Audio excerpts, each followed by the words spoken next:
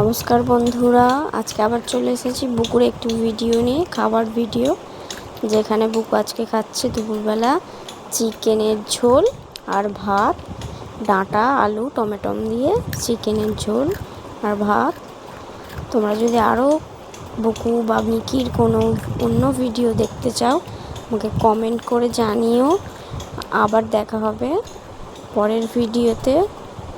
এখন তোমরা এই ভিডিওটি পুরোটা দেখতে থাকো এবং শেয়ার করে দিও।